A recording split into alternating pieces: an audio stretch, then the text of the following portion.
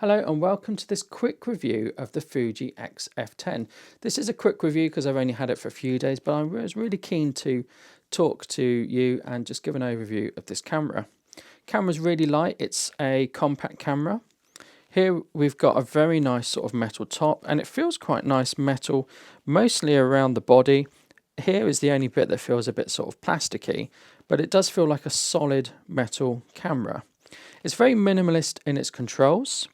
So here we have a mode dial, we have a tiny function button, we have the shutter button, and we have two dials, and we have an on and off switch on the top. Here we have a drive selector, and we have a playback button. We've got a nice thumb grip here, with a function button here and a Q button here, joystick here, and we have a menu and a back and display button. On the front we've got a flash, an AF illuminator, and quite a nice grip. This is the lens cap that comes with it, and with this lens cap I've just attached it to the strap. Now the strap is quite useful that you get with it because it enables you to just secure it to your wrist like so, and that means you're not going to drop it. So it's a touch interface which is really quite useful. The screen doesn't bend, move or articulate as you might expect though.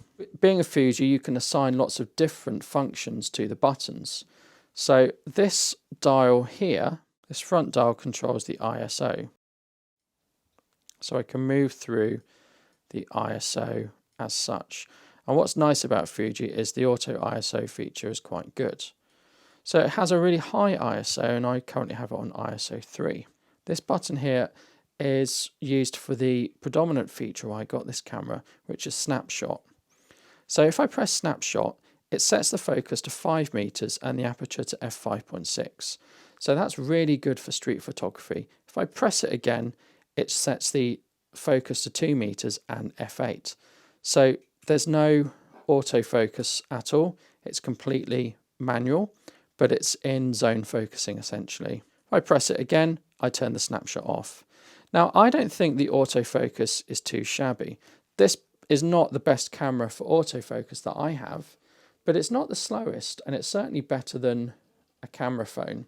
And I know there's been a lot of criticism about the autofocus, but I don't really have a problem with it at all. It's not very good in low light. You can see here, it's not locking focus at all when I do use the autofocus.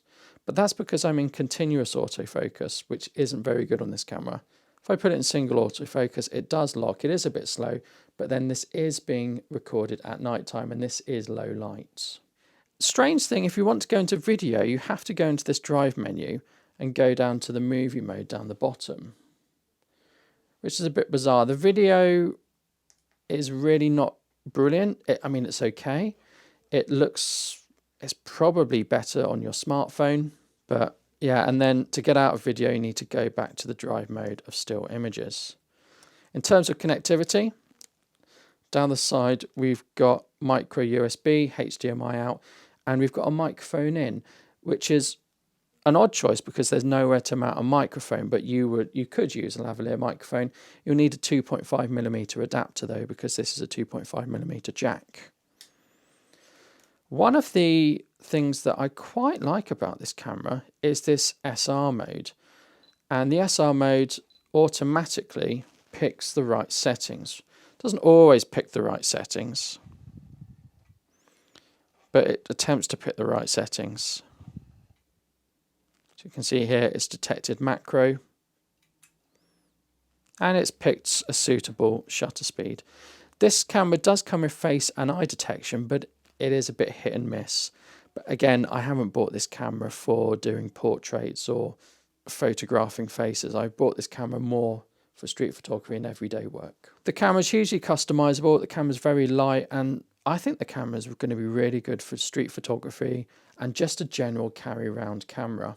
It's going to be much better than me using my mobile phone. So I'm going to be going out and doing some more video reviews of this camera, but I just wanted to give a very quick overview and my initial impressions.